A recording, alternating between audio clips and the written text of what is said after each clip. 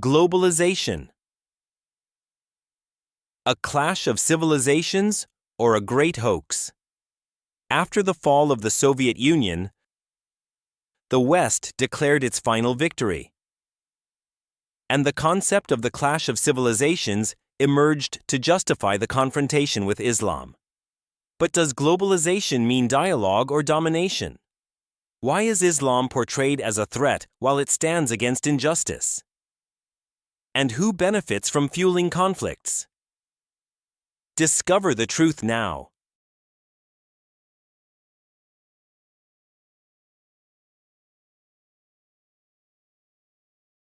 Globalization, the topic of the hour. The discussion about a potential end to our civilization draws us to examine the thoughts of contemporary intellectuals.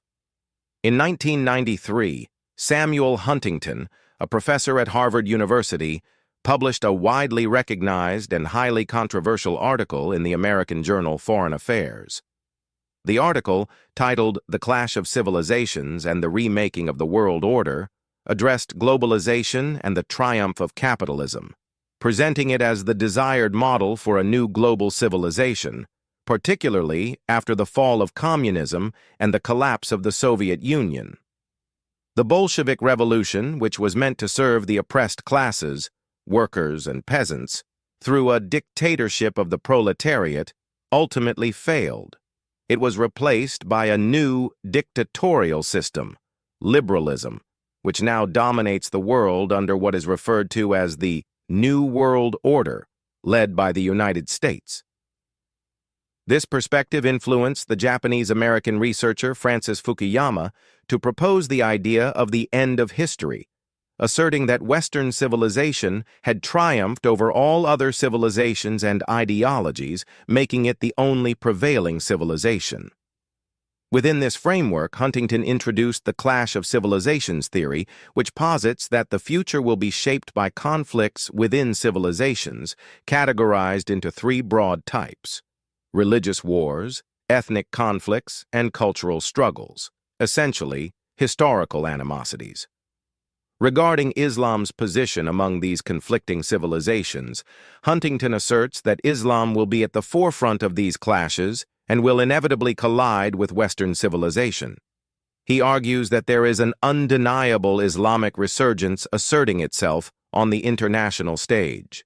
Thus, thinkers of the New World Order regard the clash of civilizations as an inevitable element of relations between the self and the other.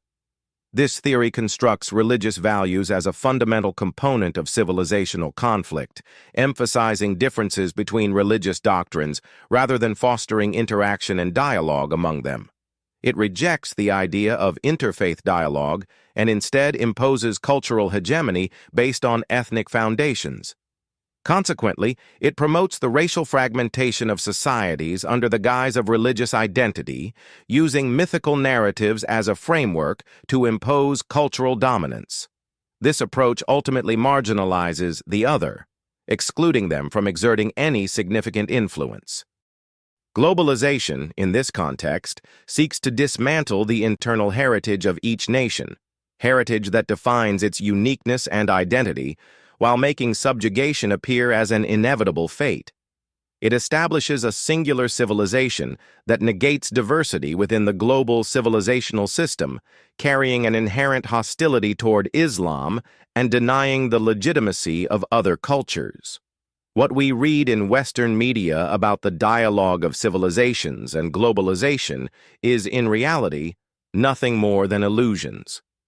The rhetoric of tolerance, respect for others, and intercultural dialogue, along with concepts such as the culture of peace and mutual dependence, is merely abstract discourse. It fails to engage with the actual realities on the ground. The truth is that we live in a world where one civilization seeks to dominate another, employing intellectual, ideological, and strategic tools disguised under vague slogans. When analyzing Western discourse, it becomes evident that the advanced Western society, which possesses material power but has largely abandoned religious values, aims to exert control over others. It seeks to impose its dominance in all aspects through these rhetorical frameworks. Former U.S. President George H.W. Bush once declared during the Gulf War, "We are a chosen nation, and it is our destiny to be the guardians of world security." This mindset grants the West the justification to attack, besiege, and intervene in Arab and Islamic countries as they see fit, because they believe themselves to be chosen. Their principles do not apply universally.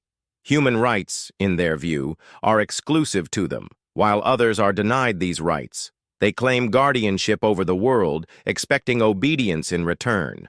For the Arab world, Islam serves as a protective shield through its civilization and value system, safeguarding against dissolution into the globalized world order. The West's fear of Islam does not stem from it being a rigid or intolerant faith that refuses to engage with others. Rather, Islam inherently rejects oppression and injustice, which are the natural byproducts of the promised Western civilization.